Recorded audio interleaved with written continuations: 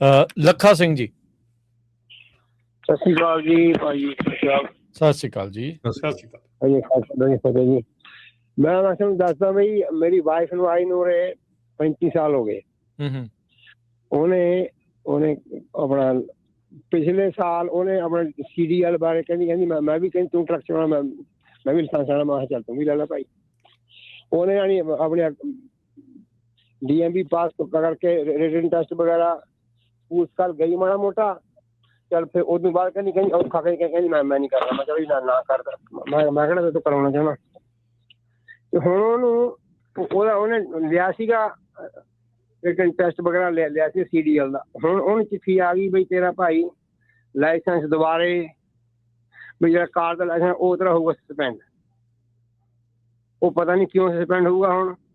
ਹੁਣ DMV ਜਾਓਗੇ ਇੱਕ ਦੋ ਦਿਨਾਂ ਤਾਂ ਪਤਾ ਲੱਗੂ ਵੀ ਉਹਦਾ ਬਣਿਆ ਕੀ। ਚਿੱਠੀ ਆ ਗਈ ਉਹਨੂੰ ਵੀ। ਬਈ ਆਹ ਗੱਲ ਵਾ ਵੀ ਹੁਣ DMV ਦਾ ਪਤਾ ਨਹੀਂ ਕਿਹਨੂੰ ਚਿੱਠੀ ਕੱਢ ਭੇਜਦੇ ਆ, ਕੀ ਕਰਦੇ ਕੀ ਨਹੀਂ ਕਰਦੇ।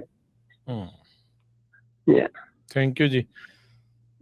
ਮੈਂ ਖਬਰ ਦਾ ਵੀ ਜੇ ਕੋਈ ਅਪਲਾਈ ਵੀ ਕਰਦਾ ਨਾ ਵੀ CDL ਬਾਰੇ ਵੀ ਤਾਂ ਉਹਦਾ ਪੁਰਾਣਾ ਦੂਜਾ ਵੀ ਕੈਂਸਲ ਕਰ ਦਿੰਦੇ ਆ। ਕਹਿਣ ਦਾ ਮਤਲਬ ਇਹ ਸਿਰੇ ਨਾ ਚੜੇ ਉਹ ਦੂਜਾ ਕੈਂਸਲ ਕਰ ਦਿੰਦੇ। ਹਾਂਜੀ ਚਲੋ ਥੈਂਕ ਯੂ ਜੀ। ਅੱਜ ਤਾਂ ਬਹੁਤ ਕਾਲਾਂ ਆ ਗਈਆਂ ਰਮਨ ਜੀ DMV ਦੀਆਂ। ਇਹ ਸਾਰੀਆਂ ਸੁਖਨਾ DMV ਆਪਣੀ ਤਰੱਕੀ ਤੇ ਆ। ਪਰ ਜਿਹੜੇ ਰਮਨ ਜੀ ਜਿਹੜੇ ਆਪਣੇ ਬਹੁਤ ਸਾਰੇ ਇਹਨਾਂ ਨੇ ਇਲੀਗਲ ਬੰਦਿਆਂ ਨੂੰ ਲਾਇਸੈਂਸ ਦਿੱਤੇ ਹੋਆ ਕੈਲੀਫੋਰਨੀਆ 'ਚ ਤਾਂ ਬਹੁਤ ਵੱਡੀ ਗਿਣਤੀ 'ਚ। ਸੋ ਉਹਨਾਂ ਦਾ ਕੀ ਬਣੂਗਾ? ਇਹ ਤਾਂ ਹੁਣ ਸਾਰਿਆਂ ਕੋਲ ਵਰਕ ਪਰਮਿਟ ਜਾਂ ਕੁਛ ਤਾਂ ਹੈਗਾ ਨਾ। ਬਿਲਕੁਲ ਜੀ। ਇਹ ਹੁਣ ਆਉਣ ਵਾਲਾ ਸਮਾਂ ਹੀ ਦੱਸੂਗਾ ਜੀ ਕੀ ਬਣੂਗਾ, ਕਿਉਂਕਿ ਅੱਜ ਕੱਲ ਬਹੁਤ ਕੁਝ ਬਣ ਰਿਹਾ ਹੈਗਾ। ਬੜਾ ਕੁਛ ਨਹੀਂ ਇਸ ਹਿਸਾਬ ਦੇ ਨਾਲ ਉਦਾਂ ਵੈਸੇ ਰਮਨ ਜੀ ਇਹ ਨਾ ਇਹਦੇ ਤੇ ਬਹੁਤ ਜ਼ਿਆਦਾ ਸੀਰੀਅਸ ਡਿਸਕਸ਼ਨ ਤੇ ਇਸ ਦੀ ਜ਼ਰੂਰਤ ਆ। ਤੁਸੀਂ ਚਲੋ CDL ਵੀ ਲੈ ਲਏ। ਹੁਣ ਜੇ ਉਹਨਾਂ ਦੇ ਦੂਜੇ ਵੀ ਲੈ ਲਏ, ਜਿਹੜਾ ਕੋਈ ਡੋਰ ਡੈਸ਼ ਕਰਦਾ, ਕੋਈ ਊਬਰ ਕਰਦਾ, ਕੋਈ ਊਬਰ ਈਟ ਕਰਦਾ, ਇਹ ਉਹ ਕਰਦਾ, ਇਹ ਤਾਂ ਬਹੁਤ ਵੱਡਾ ਇਕਨੋਮਿਕਲੀ ਉਹਨਾਂ ਨੂੰ ਜਿਹੜਾ ਉਹ ਅਸਰ ਜਿਹੜਾ ਉਹ ਪੈ ਜਾਣਾ ਵੀ ਇੱਕ ਦੀ ਥਾਂ ਤੇ ਜੋ ਦੂਜਾ ਕੰਮ ਕਰਨ ਲੱਗੇ ਸੀ। ਗੱਡੀ ਤੋਂ ਬਗੈਰ ਤਾਂ ਲੋਕਾਂ ਨੂੰ ਇੱਥੇ ਅਕਸਰ ਕਿਹਾ ਜਾਂਦਾ ਅਮਰੀਕਾ 'ਚ ਜੇ ਤੁਹਾਡੇ ਕੋਲ ਲਾਇਸੈਂਸ ਨਹੀਂ ਤਾਂ ਤੁਹਾਨੂੰ ਲੰਗੜਾ ਹੀ ਇੱਕ ਹਿਸਾਬ ਦੇ ਨਾਲ ਮੰਨਦੇ ਵੀ ਤੁਸੀਂ ਆ ਜਾ ਸਕਦੇ ਨਹੀਂ ਕਿਸੇ ਪਾਸੇ। ਤੇ ਜੇ ਇਹੀ ਸਭ ਕੁਝ ਖੋਹ ਲਿਆ ਤਾਂ ਫਿਰ ਇਹ ਤਾਂ ਪਤਾ ਨਹੀਂ ਕਿਹੜੇ ਪਾਸੇ ਵੱਲ ਨੂੰ ਗੱਲ ਜਿਹੜੀ ਉਹ ਤੁਰੀ ਹੋਈ ਆ।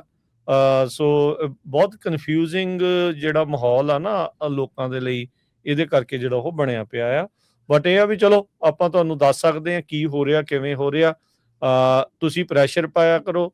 ਤੁਸੀਂ ਜਿੱਦਾਂ ਤੁਹਾਡੀ ਵੀ ਆਰਗੇਨਾਈਜੇਸ਼ਨ ਆ ਰਮਨ ਜੀ, ਤੁਸੀਂ ਵੀ ਇਹ ਆਵਾਜ਼ ਜਿਹੜੀ ਉਹ ਚੱਕੋ, ਬਾਕੀ ਆਰਗੇਨਾਈਜੇਸ਼ਨਾਂ ਵੀ ਚੱਕਣ ਵੀ ਇਹਨਾਂ ਦਾ ਐਕਚੁਅਲੀ ਫਿਊਚਰ ਦੇ ਵਿੱਚ ਹੋਣਾ ਕੀ ਆ, ਟ੍ਰਾਂਜੀਸ਼ਨ ਕੀ ਆ, ਕਰ ਕੀ ਸਕਦੇ, ਕੀ ਨਹੀਂ ਹੋ ਸਕਦਾ। ਸੋ ਉਹ ਚੀਜ਼ਾਂ ਦੇ ਉੱਤੇ ਜ਼ਰੂਰ ਚਰਚਾ ਜਿਹੜੀ ਉਹ ਚੱਲਦੀ ਰਹਿਣੀ ਚਾਹੀਦੀ ਆ। ਬਿਲਕੁਲ ਡੈਫੀਨੇਟਲੀ ਇਹ ਜਿਹੜੀ ਚੀਜ਼ ਹੈਗੀ ਆ, ਅਗੇਨ ਆਪਾਂ ਸਾਰੀਆਂ ਗੱਲਾਂ ਕਰਦੇ ਹੈਗੇ ਐਂਡ ਇਸ ਲਈ ਚਿੰਤਾ ਬਹੁਤ ਹੁੰਦੀ ਆ, ਕਿਉਂਕਿ ਜਿਹੜਾ ਮਾਹੌਲ ਚੱਲ ਰਿਹਾ, ਜਿੱਦਾਂ ਦਾ ਸਿਸਟਮ ਚੱਲ ਰਿਹਾ ਹੈਗਾ, ਇਸ ਲਈ ਚਿੰਤਾ ਬਹੁਤ ਹੁੰਦੀ ਆ। ਡੈਫੀਨੇਟਲੀ ਜੋ ਵੀ ਕਾਰਵਾਈ ਇੱਥੇ ਬਣਦੀ ਹੋਊਗੀ ਕਰਾਂਗੇ। ਪਰ